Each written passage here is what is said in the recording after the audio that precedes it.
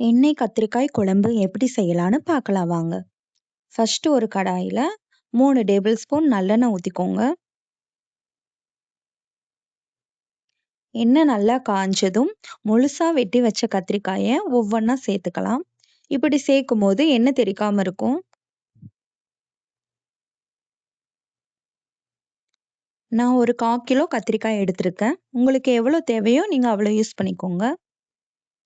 கத்திரிக்காயை 10 நிமிஷம் நல்லா வணக்குங்க. சுருண்டு வணங்கணும். இந்த ஸ்டேஜில் எடுத்துக்கலாம்.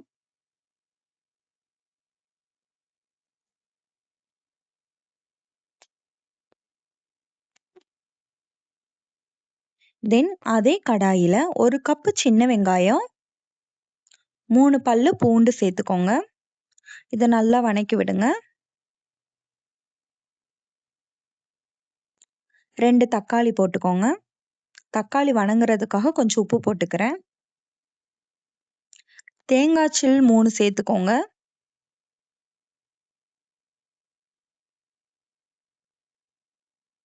இந்த அளவுக்கு வந்ததும் ஆற விடுங்க. தென் மிக்ஸி ஜார்ல மாத்தி அரைச்சி எடுத்துக்கோங்க. தென் அதே கடாயில இன்னும் கொஞ்சம் எண்ணெய் ஊத்திக்கலாம். எண்ணெய் நல்லா காஞ்சதும் 1 டேபிள் ஸ்பூன் வெந்தயம் போட்டுக்கலாம். தென் கடுகு 1 டேபிள் ஸ்பூன் போட்டுக்கலாம். கடுகு நல்லா பொரிஞ்சு வந்ததும் கருவேப்பிலை கொஞ்சம் சேர்த்துக்கலாம். இதை ஒரு கிளறி விடுங்க.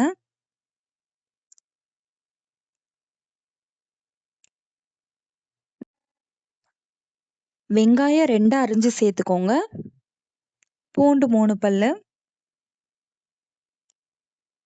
வெங்காய கலர் சேஞ்ச் ஆகுற வரைக்கும் வணக்குங்க.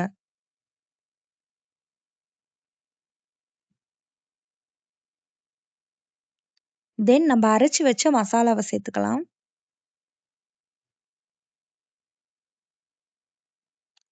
இந்த ஸ்டேஜில் 2 டேபிள் ஸ்பூன் குழம்பு மசாலா போட்டுக்கிறேன். இதை நல்லா மிக்ஸ் பண்ணி விடுங்க.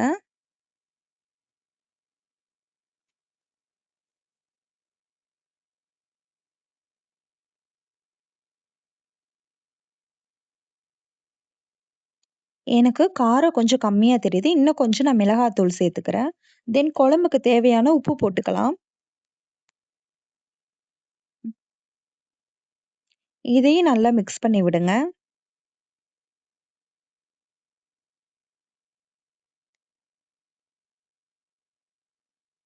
மசாலாவோட பச்சை வாசனை போகிற வரைக்கும் மூடி போட்டுக்கலாம். ஒரு 5 நிமிஷம் கழிச்சு மூடி எடுத்துடலாம்.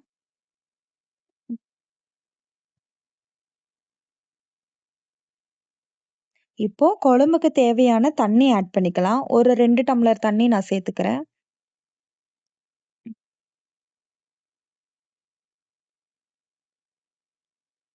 இதை நல்லா மிக்ஸ் பண்ணி விட்டுருங்க.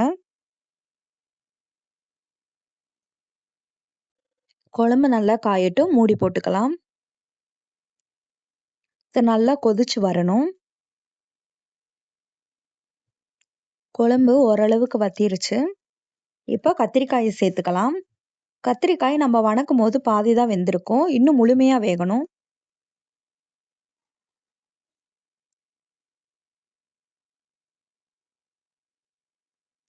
தென் கத்திரிக்காயை போட்டாச்சு. இது நல்லா காஞ்சு வரட்டும். இந்த ஸ்டேஜ்ல ஒரு லெமன் சைஸ் புளியை ஊற வச்சிருக்கோம். அதை சேர்த்துக்கலாம். இன்னும் ஒரு 10 நிமிஷம் குழம்பு காஞ்சா போதும். குழம்பு ரெடி ஆயிரும். அவ்வளோதான், குழம்பு ரெடி ஆயிருச்சு. சூடான சாதத்துக்கு பரிமாறி சாப்பிடலாம். நல்லா இருக்கும்.